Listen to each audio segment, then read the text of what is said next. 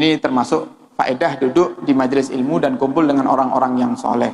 Dan mereka juga ada yang menuduh, ya, terkadang mereka ini berpikir dengan akalnya saja, berpikir dengan akal, sehingga kadang kalau kita tanya balik mereka sudah tidak mau menjawab, tidak bisa menjawab. Contoh diantaranya mereka mengatakan, kenapa kok mereka katakan kita ini penyembah kubur? Karena Rasulullah tidak berziarah kubur, padahal ada riwayat-riwayat Rasulullah itu ke kubur, ya. Berziarah kubur ada. Kemudian Rasulullah tidak mengadakan acara maulidan, sehingga mereka katakan pokoknya yang tidak dilakukan oleh Rasulullah hukumnya adalah bid'ah, sesat. Padahal terkadang perilaku mereka bahkan dalam urusan ibadah mereka juga melakukan hal yang bid'ah. Contoh Al-Quran. Al-Quran di zaman Nabi kita Muhammad itu belum berbentuk mushaf seperti yang kita baca saat ini.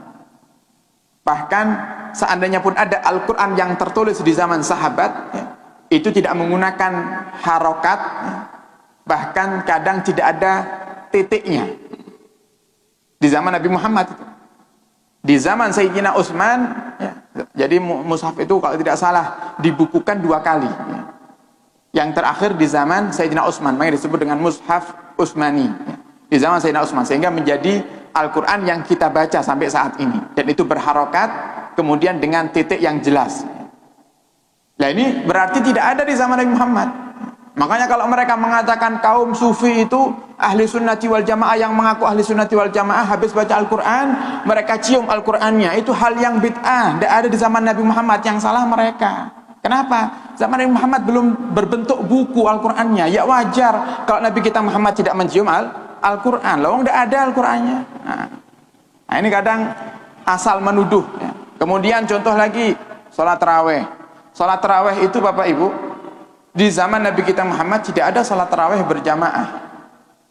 Jadi sholat taraweh di zaman Nabi Muhammad itu, Nabi Muhammad setiap malam bulan Ramadan sholat sunnah, habis isya sholat sunnah sampai beberapa rakaat, ya. Nabi Muhammad itu, sehingga ada riwayat 20 rakaat, ya. Tapi sendiri-sendiri, tidak berjamaah. Kemudian di zaman Sayyidina Umar ibn Khattab semakin banyak para sahabat yang sholat sunnah di masjid di malam-malam Ramadan. Sayyidina Umar punya inisiatif, gimana kalau seandainya sholatnya para sahabat ini yang sendiri-sendiri di masjid dijadikan satu, dikumpulkan, dipimpin oleh satu imam. Kelihatannya kok tampak lebih indah. Akhirnya dipraktekkan sama Sayyidina Umar, sehingga di saat itulah terjadi taraweh berjamaah pertama kali. Setelah taraweh berjamaah selesai, Sayyidina Umar mengatakan apa? Nikmatil bid'atu hadhi. Sebaik-baiknya perkara yang bid'ah. Bid'ah itu perkara yang baru adalah ini, kata Sayyidina Umar. Berarti kalau mereka tuduhkan semua perkara yang tidak pernah dilakukan oleh Rasulullah adalah bid'ah, sesat, berarti Sayyidina Umar sesat dong. Nah, kurang ajar berarti ini.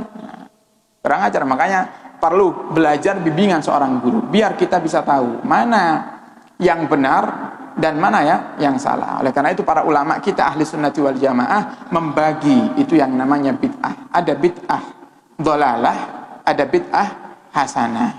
Bid'ah dhalalah contohnya gimana? Bid'ah dhalalah itu bid'ah sesat, sesuatu yang baru tapi sesat. Contoh Bapak Ibu biasanya kalau sholat subuh ngantuk, biasanya nih nggih, sering nggih sholat subuh ngantuk.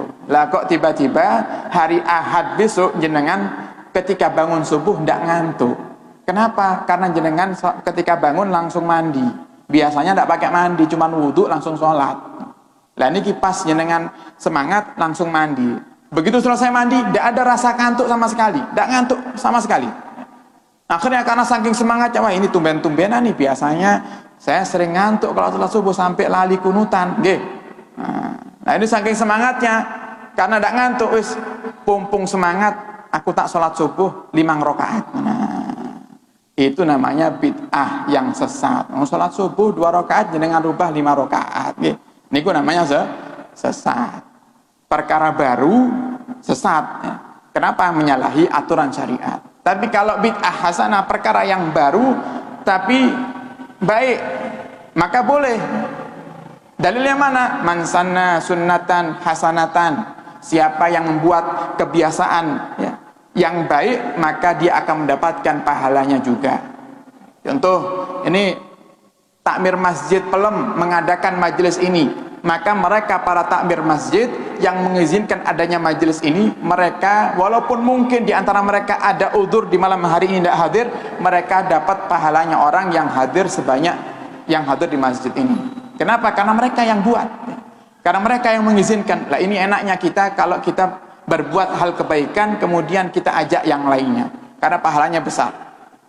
Jadi tidak bisa semuanya kita hukumi dengan akal, harus dengan tuntunan guru melalui syariat Nabi kita Muhammad sallallahu alaihi wasallam.